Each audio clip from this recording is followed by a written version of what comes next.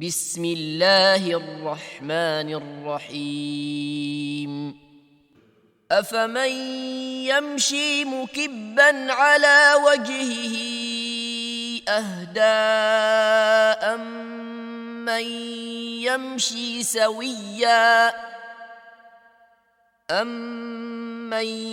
يمشي سويا على صراط مستقيم قل هو الذي أنشأكم وجعل لكم السمع والأبصار والأفئدة قليلا ما تشكرون قل هو الذي ذرأكم في الأرض وإليه تحشرون اعوذ باللہ من الشیطان الرجیم بسم اللہ الرحمن الرحیم رب اشرح لی صدری ویسر لی امری واحلل عقدۃ من لسانی یفقہوا قولی۔ شروع اللہ کے نام سے جو نہایت مہربان اور بہت رحم فرمانے والا ہے۔ اللہ تعالیٰ سورہ حشر میں فرماتے ہیں وَلَا تَكُونُوا كَالَّذِينَ نَسُوا اللَّهَ فَأَنسَاهُمْ أَنفُسَهُمْ أولئك هم الفاسقون لا يستوي أصحاب النار وأصحاب الجنة هم الفائزون لو أنزلنا هذا القرآن على جبل لرأيته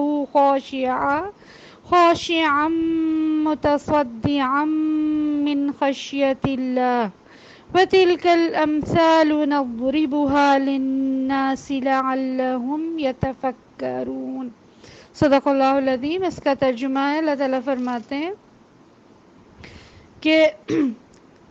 ان لوگوں کی طرح نہ ہو جاؤ جو اللہ کو بھول گئے تو اللہ نے انہیں خود اپنا نفس بھلا دیا،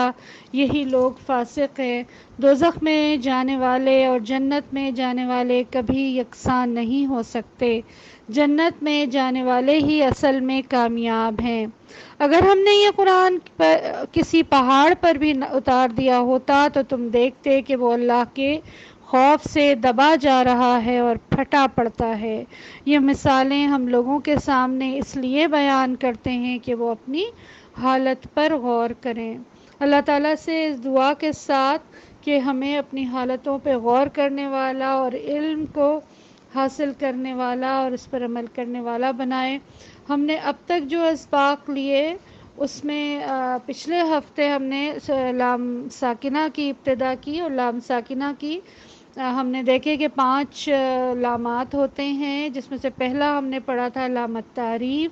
اور لام التعریف کی پھر ہم نے 2 صورتیں دیکھی، اظہار قمری اور ادغام شمسی۔ پھر ہم نے لام التعریف کی اظہار قمری کے جو وہ ایک چھوٹا سا جملہ تھا وہ میں نے آپ کو بتایا تھا کہ اس سے یعنی کہ اس کے جو تمام حروف ہیں وہ اس کے تمام قمری حروف ہیں، ٹھیک ہے۔ اس کو اردو میں بھی یعنی کہ ہم ایک جملے سے وہ کر سکتے ہیں۔ علماء نے ساری محنتیں ہمارے لیے کی ہیں۔ وہ جملہ کیا ہے؟ حق کا خوف عجب غم ہے، یعنی کہ اس کے بھی تمام حروف قمری حروف ہیں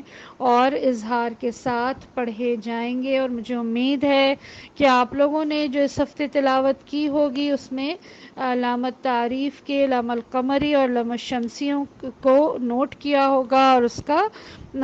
کو مطلب یعنی کہ یہ ذہن نشین کرنے کی پوری کوشش کی گئی ہوگی۔ اب جو دوسرا لام ہمارے پاس آتا ہے وہ لام الامر ہے۔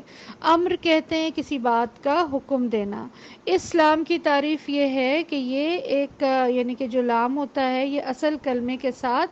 اضافی لام ساکن ہوتا ہے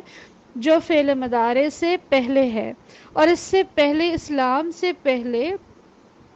لازمی طور پر فا، واو یا ثم آتا ہے۔ اس کی مثال ہم دیکھ لیتے ہیں کہ فَلْيَسْتَجِيبُوا لِي وَلْيُؤْمِنُوا ثُمَّ لْيَقْضُوا، ٹھیک ہے۔ اس کا قاعدہ جو ہے وہ اظہار ہے، اور یہ اظہار کے ہی مطلب ظاہر کر کے ہی پڑھا جاتا ہے. اور دراصل یہ جو لام جو اس وقت ساکن ہمیں ان حروف میں نظر آ رہا ہے یہ زیر کے ساتھ ہوتا ہے، لیکن جب اس جملے میں فا، لام اور ثم کا اضافہ ہو جاتا ہے یا اس لام سے پہلے، زیر والے لام سے پہلے یہ تین میں سے کوئی ایک چیز آ جاتی ہے تو پھر ہم اسلام کو ساکن کر کے اس کے ساتھ اسلام کو ظاہر کرتے ہیں، اور اس سے پہلے ثم، فا یا واو کے اضافے کی وجہ سے یہ لام الامر کہلاتا ہے، اور یہ کسی بات کا حکم دینے والی بات ہوتی ہے. یعنی کہ یہ لام الامر، امر کہتے ہیں کسی بات کا حکم دینا، تو یہ وہ لام ہے جس میں کسی حکم کی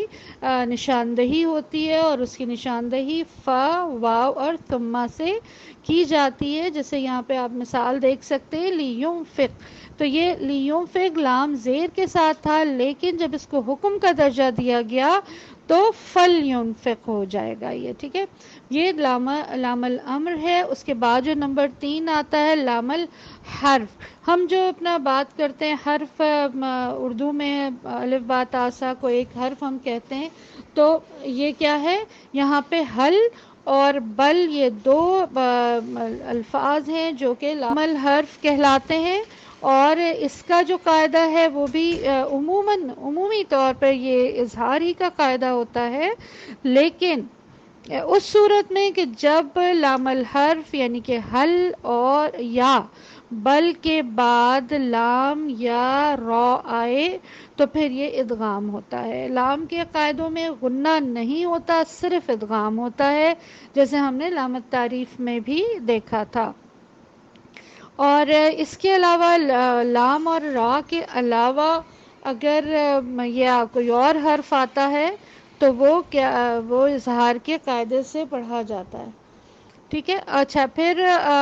جو اس میں مثالیں آپ دیکھ سکتے ہیں کہ حل لکم، یعنی کہ یہ دو لام تھے لیکن تجدید دوسرے لام پر آئی اور دوسرا زبر کے ساتھ ہے تو یہ ایک لام محسوس ہوا. بل لا، حل لکم بل لا. اور جو را کی مثال ہے وہ بر رفعہ اللہ الیہ. ٹھیک ہے، بر یعنی کہ یہاں پہ بھی لام بالکل بیچ میں سے ہٹ گیا، جیسے مدغم ہو گیا را میں. اچھا پھر ہم یہ دیکھتے ہیں کہ اگر جو دوسرے الفاظ کی مثال ہم دیکھتے ہیں کہ حل تعلم بل تأتیہم. اچھا اس میں یہ چیز ہے کہ جو لام کا مخرج ہے اوپر کے مسوڑوں کے ساتھ آپ کی جو زبان کی نوک پوری جا کے بیٹھ جائے گی، تو اچھی طرح سے حل جب ہم بولیں یا بل تو پوری زبان جو ہے وہ اوپر کے جو سامنے کے دانتوں کے مسوڑے ہیں ان میں بہت اچھی طرح سے لگے گی، اور پھر اس کو ہٹا کے اگلا حرف ادا کیا جائے گا تاکہ لام واضح ہو جائے، کلیئر ہو جائے. ٹھیک ہے، لیکن اس میں ایک استثنائی قاعدہ ہے کہ وہ کیا ہے، سورہ مطففین کی جو آیت ہے کلا بل رانا. ہم نے اس سے پہلے بھی جو قاعدہ پڑھا تھا اس میں سکت کی وجہ سے ادغام نہیں ہوا تھا، یہاں بھی بالکل وہی کیفیت ہے، لام الحرف ہے بل، اور اس کے بعد جو لفظ شروع ہو رہا ہے وہ را سے شروع ہو رہا ہے. تو سکت چونکہ لازمی ہوتا ہے، سکت نہ کرنے سے معنوں میں تبدیلی آتی ہے، اس لیے یہاں پہ لام کو ظاہر کر کے ایک لہجے کے لیے رکنا ہے جس میں اپنی سانس نہیں توڑنا، اور اس کی جو مطلب ایک مدت ہے وہ بالکل ایک مختصر وقفہ ہے. اس کو کس طرح سے پڑھتے ہیں، کلا بل ران علی قلوبہم.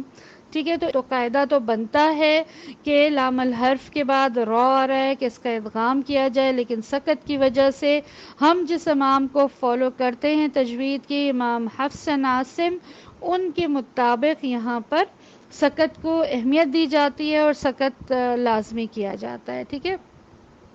پھر ہم یہ بھی دیکھتے ہیں کہ پورے قرآن مجید میں ہمیں حل کے ساتھ را کی کوئی مثال نہیں ملتی، بل کے ساتھ مل جاتی ہے جیسے کہ میں نے آپ کو بتایا، لیکن حل کے ساتھ پورے قرآن پاک میں را کی مثال نہیں ملتی۔ ٹھیک ہے، پھر اس کے بعد جو چوتھا والا لام ہے وہ لام الفعل ہے۔ اس کی تعریف یہ ہے کہ یہ لام ساکن فعل میں پایا جاتا ہے۔ فعل جو ہے وہ ماضی بھی ہو سکتا ہے اور مضارع بھی ہو سکتا ہے یا وہ امر بھی ہو سکتا ہے۔ اور اس کی مثال آپ دیکھ سکتے ہیں وَمَن يَتَوَکَّلْ عَلَى اللَّهِ، اور جو دوسری مثال ہے یلتقطہ قل ہلم، ٹھیک ہے، اس کا قاعدہ بھی عام حالات میں اظہار ہی کا ہوتا ہے، سوائے اس کے کہ لام یا را اس کے بعد آ جائیں تو وہ پھر ادغام ہوتا ہے، جیسے قر ربی قال الم اقل لکم، ٹھیک ہے، دو لام ایک لام بن گئے اور پہلے قر ربی میں لام کو بالکل سے مدغم کر دیا گیا۔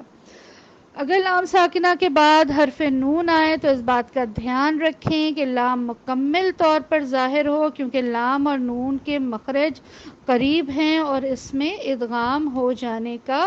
موقع ہوتا ہے۔ جس طرح سے آپ نے کبھی محسوس کیا ہوگا کہ جب یہ پڑھا جاتا ہے نا جعلنا، تو اس کو کیا ہوتا ہے کہ وہ لام کو جب پوری طرح سے واضح نہیں کیا جاتا تو وہ جعلنا بن جاتا ہے، یعنی کہ وہ لام جیسے غائب سا ہو جاتا ہے یا اس کو اس طرح سے واضح نہیں کیا جاتا، جبکہ ہونا یہ چاہیے کہ چونکہ لام ساکنہ ہے تو وہ جعلنا، لام کو اپنی جگہ دینا ہے اور نون کو اپنی جگہ دینا ہے، دونوں حروف کا حق ادا کرنا ہے، جبھی وہ لفظ واضح اور سمجھ میں آئے گا اور معنوں کے اعتبار سے اس میں کوئی تبدیلی نہیں آئے گی۔ پھر آتا ہے لام الاسم، کہ یعنی کہ یہ کسی نام کے کسی اس کے کا بنیادی حصہ ہوتا ہے، یہ اضافی لام نہیں ہوتا، ہمیشہ لفظ کے درمیان میں پایا جاتا ہے، یعنی کہ دو لفظوں میں نہیں، یہ ایک ہی لفظ میں ہوتا ہے اور یہ اس لام کا یعنی کہ اس لفظ کا حصہ ہوتا ہے۔ اس کو جیسے ہم نے لام التعریف میں اور لام الامر میں ہم نے یہ پڑھا نا کہ یہ اضافی لام ہوتا ہے، نہیں، لیکن لام الاسم کا جو لام ہوتا ہے وہ لفظ کے درمیان میں آتا ہے اور اس سے اس کو جدا نہیں کیا جا سکتا، وہ لفظ بے معنی ہو جاتا ہے اگر اس لام کو نکال دیا جائے تو اس کی مثال آپ دیکھ سکتے ہیں وَجَنَّاتٍ الْفَافَا الْفَافَا وَمِنْ خَلْفِهِمْ وَمِنْ خَلْفِهِمْ، یعنی کہ اسلام کو جس بھی قاعدے میں آئے، چاہے وہ لام التعریف میں قمری اس میں آئے، لام الامر، لام الحرف، لام الفعل، لام الاسم میں، لیکن اس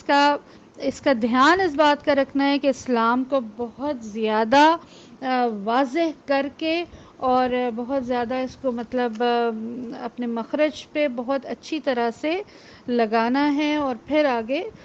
بڑھنا ہے، ٹھیک ہے۔ تو اللہ تعالیٰ سے دعا ہے کہ لام الساکنہ کے جو یہ قاعدے آج ہم نے دیکھے وہ ہمارے ذہن نشین رب العالمین کروا دے اور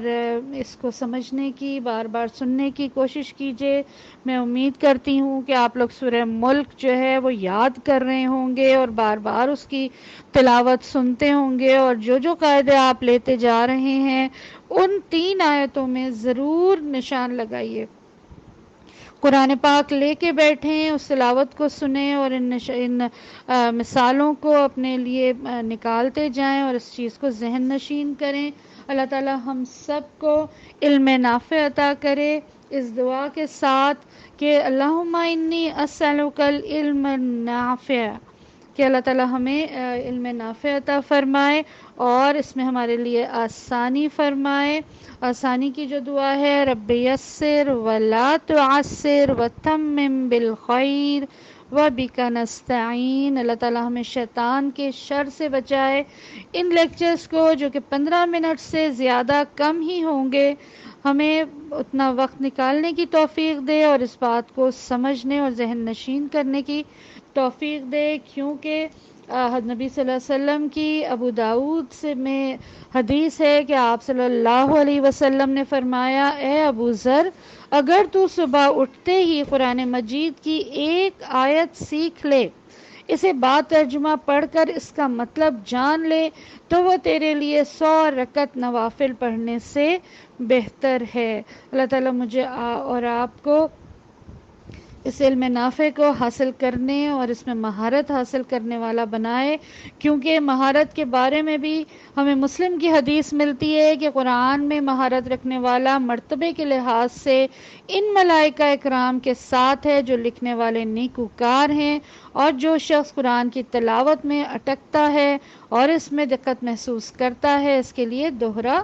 اجر ہے۔ تو اللہ تعالیٰ ہمیں کہیں بھی محروم نہیں فرماتے۔ اللہ تعالیٰ کے بڑے احسانات ہیں، اس میں سے ایک احسان ہے کہ آپ رب العالمین نے ہمیں اس کا شوق یوں دلایا ہے کہ اس کے لیے زیادہ اجر ہے۔ اللہ تعالیٰ سے دعا کے ساتھ ختم کرتی ہوں کہ آپ لوگ ضرور اپنے سبق کو دل لگا کے پڑھتے ہوں گے۔ پچھلی دفعہ میں نے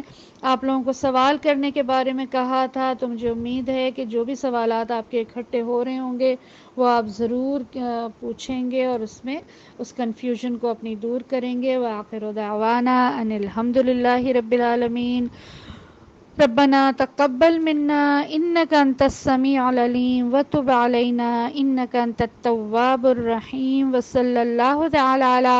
خير خلقه وازواجه وذرياته واصحابه اجمعين برحمتك يا ارحم الراحمين۔ سبحانك اللهم وبحمدك نشهد ان لا اله الا انت نستغفرك ونتوب اليك۔ آمین یا رب العالمین، آمین۔ والسلام علیکم ورحمۃ اللہ وبرکاتہ۔